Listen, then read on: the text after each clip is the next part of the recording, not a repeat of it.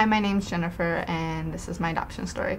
I have had two children and placed them both in adoption in the same home. I had one in 2008, and I've also just placed one recently in 2010. At first, when I found out I was pregnant, it was hard with the first one, and I was very much in denial. And I didn't tell anyone until 6-7 months pregnant, and then at that time, I chose adoption all by myself, and then told my mom.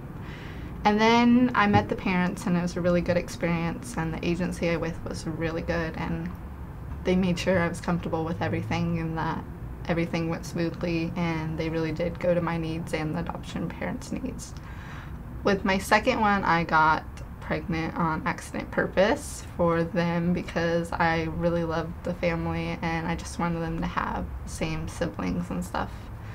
So it was really just a really great experience, and if I had any advice for somebody placing their kid for adoption, I would say that when you look at profiles or when you're looking into it, that you should really pick a profile that you read and you're like, oh my gosh, this is how I would want to raise my kids, or this is how the family I would want to be if I was raising my own child. So I think it's really important if you just make sure that's really in your heart what you want to do. And if it's not, you should probably take some time to think about it and maybe do some talking to family and make sure that's your choice to do adoption.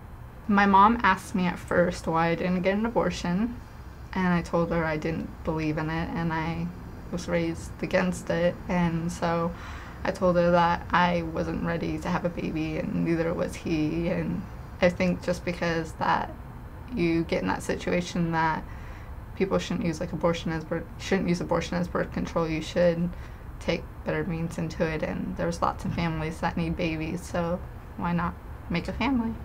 When I first got matched up with my family, I picked my family, and then they gave me the agency gave me the number, and I called the family and we talked, and it was very awkward at first because what do you say to someone that you're giving them? You're like, hey, do you want my baby or not?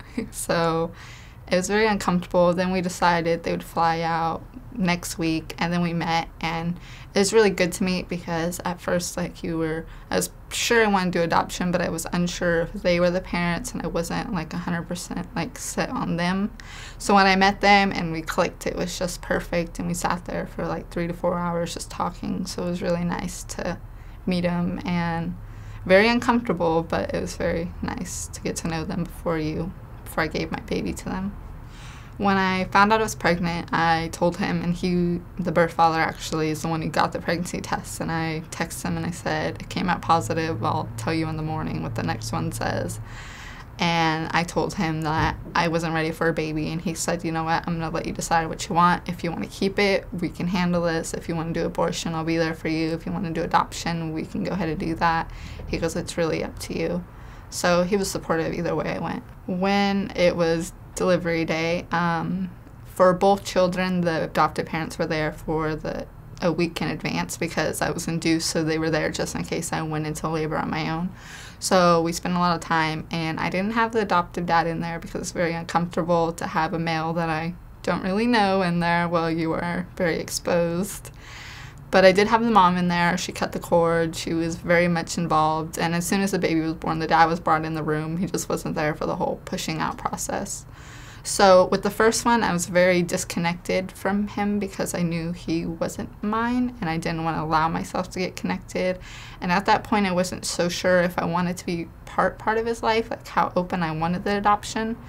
So it was just more to me, he was always their child. He was never mind. With the second one, I allowed myself to get more connected, but also had a really good relationship with the adoptive parents, so it was more comfortable because I knew they were going to a good home, and that if I got a little bit connected, it'd be okay because I would see them again.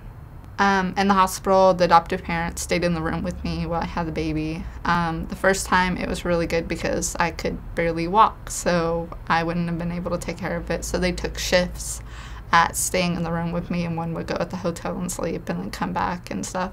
And the second time, it was the same thing, except that was more functionable, so then I held the baby more and also was more connected to the second one than I was the first one.